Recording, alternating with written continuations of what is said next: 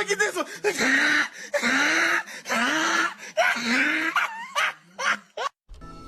What's going on, everybody? Zach RC here, welcome back to the channel and welcome to a slightly different kind of video today. This is a reaction of mine to the update to the F1 2021 driver ratings. Now, of course, if you've been around for a few months, you may have seen that when the F1 2021 first came out, on release day, I did a reaction video to the initial driver ratings.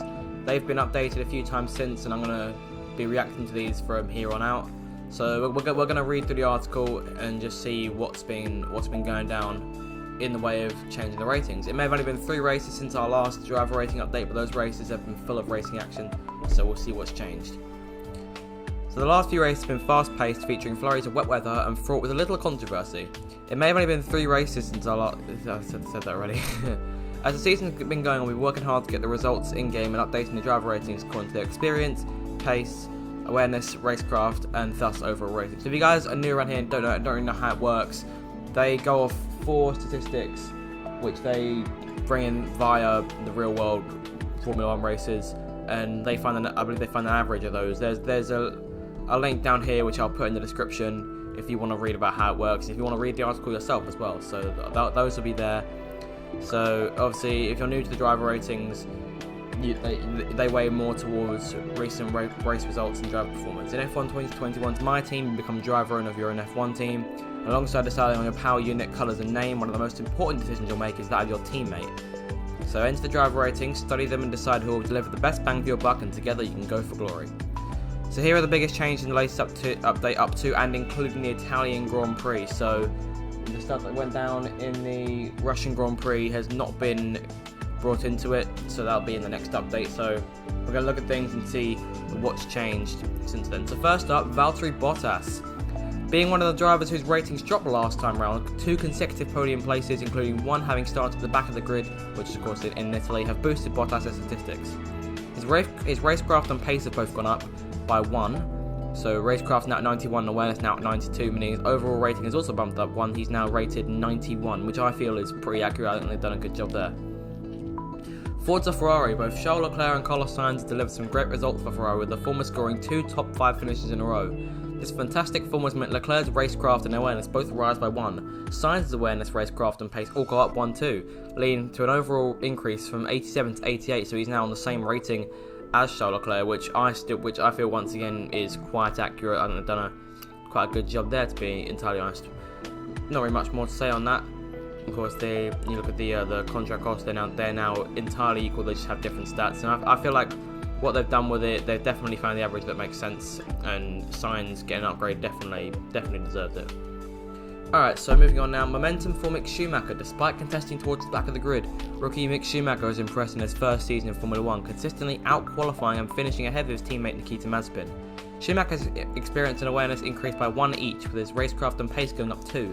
These add up to an impressive overall rating rise of 2, joint highest increase this time around, so he's now 79 rated. Which I feel like he's definitely earned that. Of course, there have been a few mistakes here and there, like any rookie would have had. And of course, he can't really do much in the Haas, but he's doing what he can with the machinery he's got, and you can definitely see the genes running in the family for the Schumachers. So Mick now up to 79, good job from him there.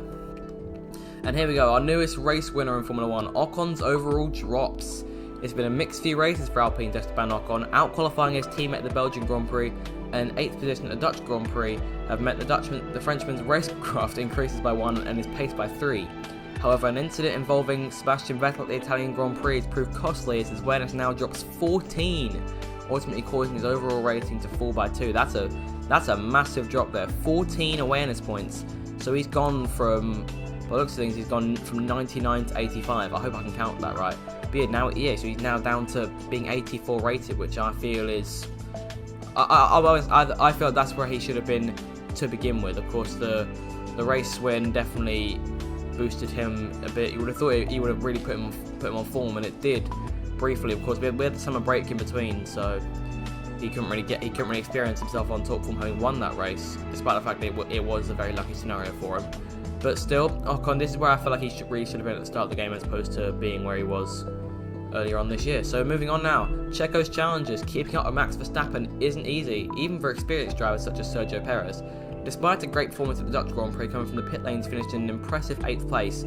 His pace and finishing position compared to Verstappen has taken his ratings down slightly. His racecraft has dropped by 2 and pace by 1. I don't feel like it's too big a change there. He's still 86 rated. So yeah, like I said, keeping up with Verstappen definitely isn't easy. Especially definitely not for an experienced hand such as Checo's. I feel like this is accurate. Of course, he hasn't really been up to spec with Max so far. Of course, it's still his first year at Red Bull, and he's done an exceptional job compared to the drivers who were in there before him. But yeah, still 86 rated, still going on, still helping Red Bull try and win that Constructors' Championship. And speaking of the Championship, with the triple header giving us so much Championship action, we know you're clamouring to know what's changed. Max Verstappen's racecraft increases by 1, however it's that instant in the Italian Grand Prix. If you didn't watch the Italian Grand Prix, I'm not going to spoil it for you, I'll let you see it for yourself. With a subsequent penalty from the stewards, which has proved costly, dropping his awareness by a whopping 9 points, causing overall rating to fall by 2. Verstappen's been downgraded to 93. Things have been starting to fall apart for Max Verstappen lately. Of course, he's still been winning races, still been doing a good job, and he came from last to second in Russia, despite the fact that's not being counted here. But yeah, he's been downgraded. I'm sure that after Russia, they may be regretting their decision. Of course, his racecraft after that race, if you ask me, definitely deserves to go up, but the awareness points dropping is definitely makes sense. He's still got 87 awareness, that's still very good, and his pace is still on course. He's done very well. His racecraft increased by 1, and I think that probably should have increased more should they have included Russia. But yeah, downgraded by 1. In the battle of the driver ratings, Lewis Hamilton's currently in the lead as performances have ensured his ratings remain the same. Of course, he's still been doing well. He was unlucky to get involved in the incident with Verstappen. What else more is there to say? He got his 100th victory in Russia. Like I said though, that's not being counted. It's only up to the Italian Grand Prix. But yeah, he hasn't had any changes to his ratings, which I feel fair enough, because he hasn't been winning races, but he's been up there. He's been doing the job required of him. But yeah, that's all there is to say in regards to these two. And those are the notable changes. You can find the table down here. So there we go for experience, racecraft, awareness, pace, and the overall average of all those scores. So I'm just going to scroll through them very slowly here, just so you guys can get the full view of it. If you want, feel free to pause the video here and just have a look through. I'm going to scroll back up again, and there we go. That should be all you need to see. So yeah, let's look through things one more time in these pictures. So Hamilton 94, Verstappen's been downgraded to 93. Pierre Gasly is 92 rated. I think that must have happened in the last update, because I never actually noticed that. I'm pretty sure he was 90 rated last time around when I last looked. Bottas, like I said, up to 91. Alonso's up to 91 rated. Ricciardo with the victory at Monza, as I believe, I'm not sure if he's gone up or not, but the victory at Monza will definitely have helped him if it didn't affect him last time. Lando Norris also 89 rated, as is Sebastian Vettel for Aston Martin. Then it's the 2 Ferraris who are 88 rated each.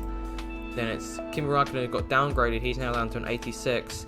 Perez is also on 86 himself. Arkon, like we said, has been downgraded to 84. Stroll is still on 83. George Russell's been downgraded to 82, which is a shock despite the podium at the Belgian Grand Prix. That his qualifying pace has been class. I'm surprised. I'm not sure if his pace rating's gone up, but it really should have if it didn't. And Giovinazzi's been upgraded. He's now 80 rated. Then it's Mick Schumacher, who's gone up to 79, like we said, and Tsunoda's been downgraded to 78. And then finally, the last two on the grid, Nicholas Latifi's gone up, and Nikita Mazepin's gone down. He's now 68 rated. He's not even worth $1 million. And look at him. You would have thought that having all that Euro curly money, he'd be able to get a better contract cost. But you know what? That's how it is sometimes. But anyway. Yeah, so that is the end of this little video. I hope you enjoy it. Remember, you can buy the game for Xbox, PlayStation, and PC right now, whenever you want, really. I definitely recommend it. I've really enjoyed playing it so far. If you've been watching any of my videos, you'll know that. But if you are new around here, then do get subscribed for regular Formula 1 content. And yeah, that's pretty much all there is to say from me. So I'll see you guys next time. Have a good day. Goodbye.